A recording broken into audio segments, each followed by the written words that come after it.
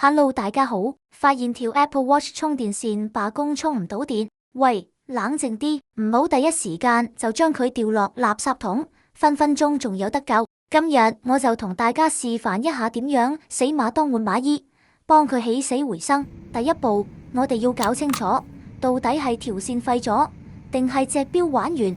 搵多條肯定用到嘅線試下先。你睇，用另一條線係充到嘅。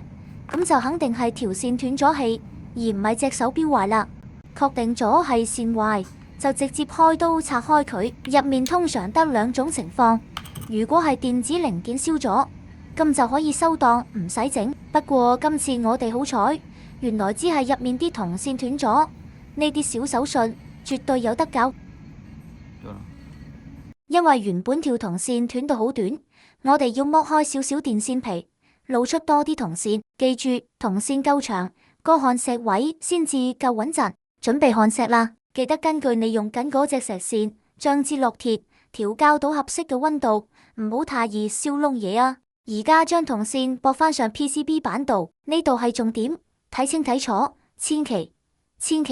千祈唔好駁錯正負極，如果唔係一插電就真係玩完噶啦。焊好之後，唔好咁心急住，先試下充唔充到電。得咗，見到充電標誌啦，確認冇問題之後，我哋就出動熱熔膠將軍，將個位封死佢。除咗可以保護個位唔好咁易再斷，仲可以絕緣，安全至上啊嘛。